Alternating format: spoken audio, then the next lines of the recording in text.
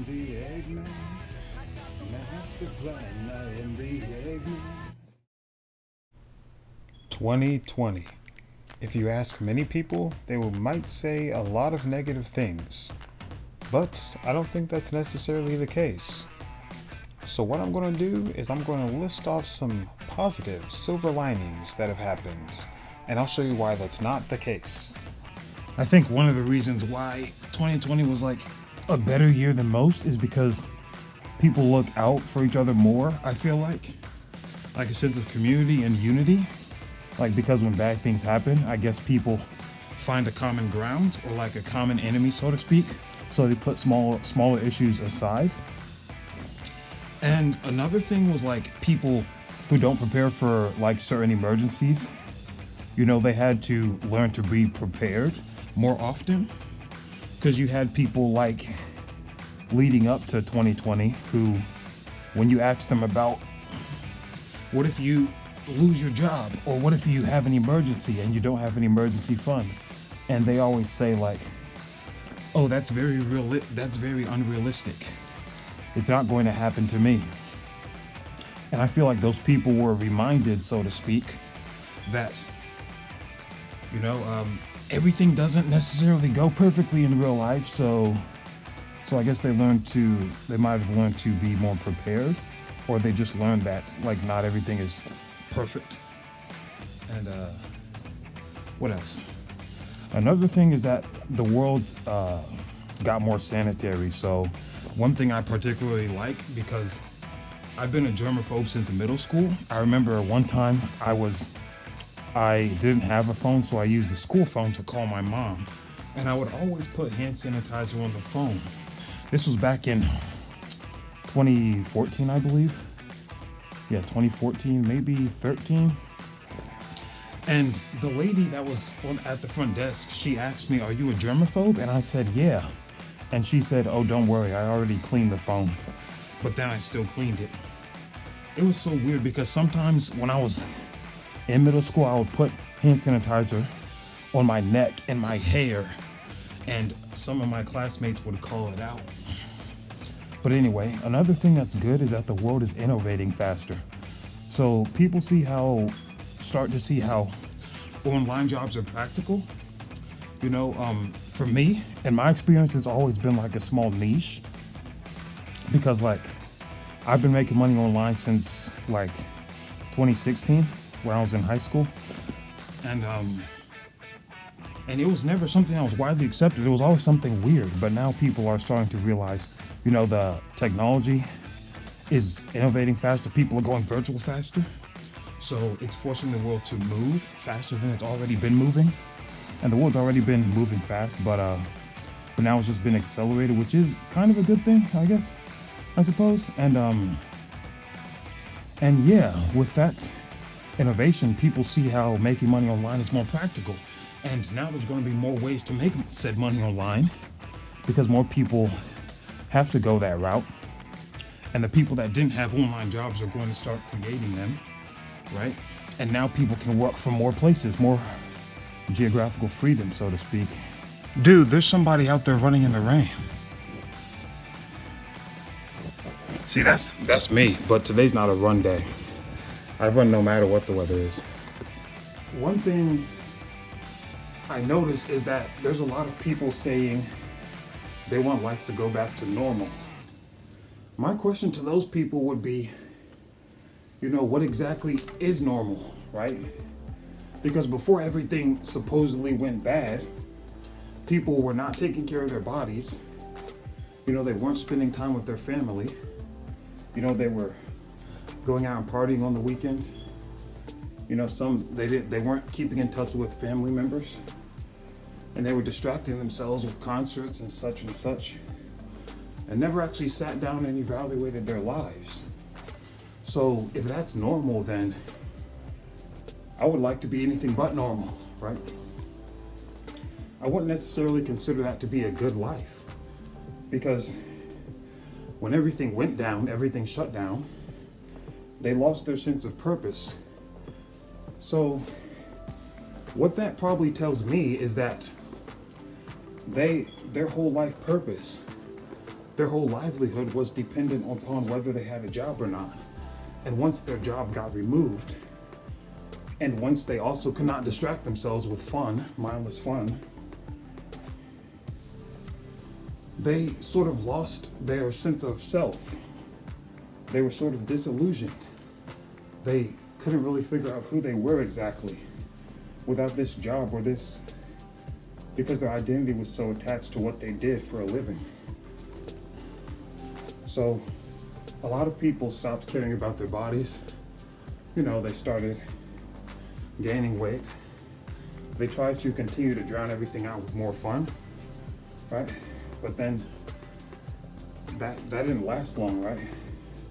Because their health kept getting worse. But on the good side, there were a lot of people who started taking care of their health, who took that opportunity and used it to their advantage, which is great. Because, you know, regardless of whether you gave up on life or whether you decided to find a new meaning in life, everybody came to the realization that your job is not everything. And there's more to life than just that. So I think it was a pretty good wake-up call for a lot of people to acknowledge the problems that were going on around them in their life. And they could no longer run from things, not as easily as they used to. So yeah, normal is not always ideal. I've also noticed that people started spending more time with their families, of course, walking a dog, you know, because a lot of people, like, with the job industry and like overworking, which it is a global issue, by the way, with overworking and having that completely snatched away, it gives people so much more free time. And now they can actually be there for their family a lot more than they used to be.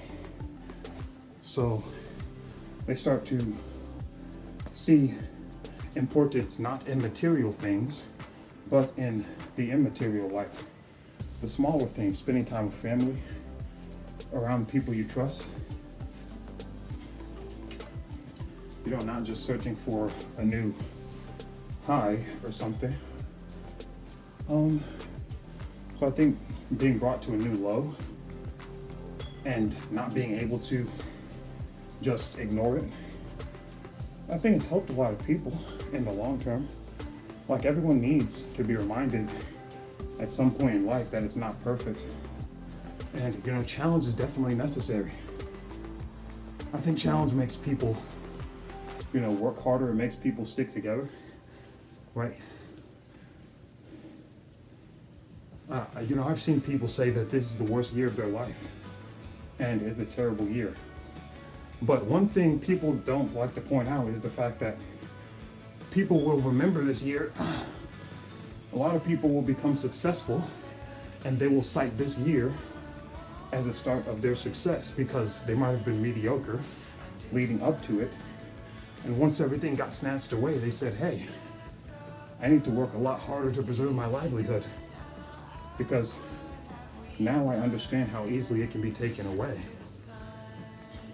And last but not least, I think the best thing is that there's less crowded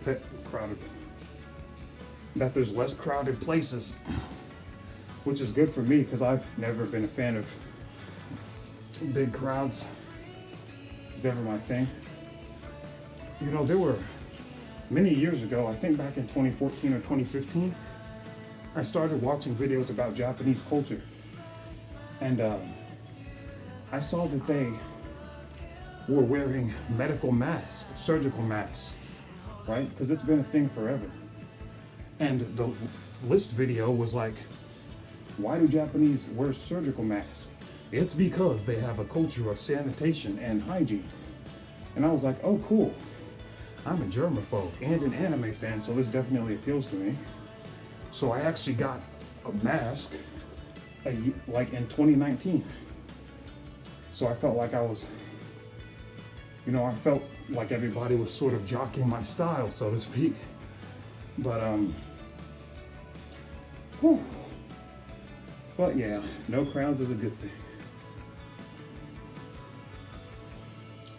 Anyway, thank you guys for watching my video. Hopefully next year can be just as bad. Maybe even worse.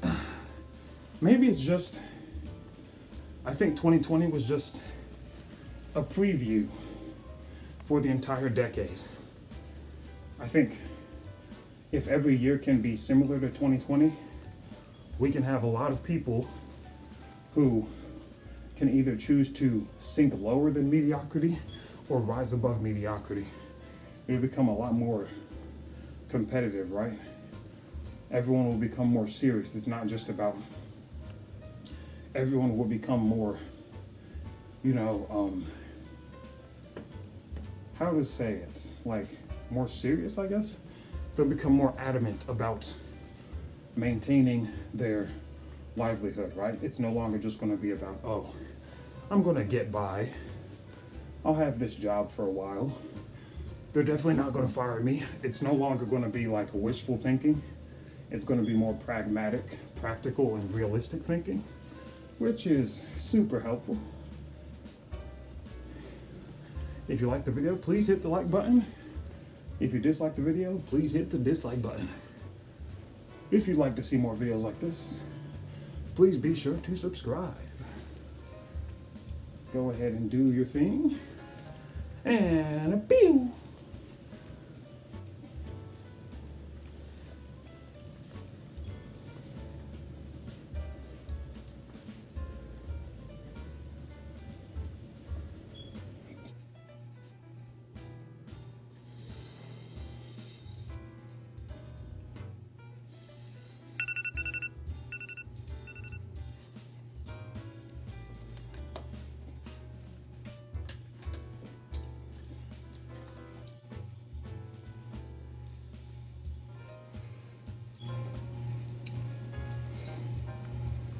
Might have to detangle this. I want it to be long and flowy. I want to get a mullet one day. Join my country on Instagram. I am the Eggman, master plan. I am the Eggman. That's what I am. I am the Eggman. I got the master plan. I am the Eggman. Now go.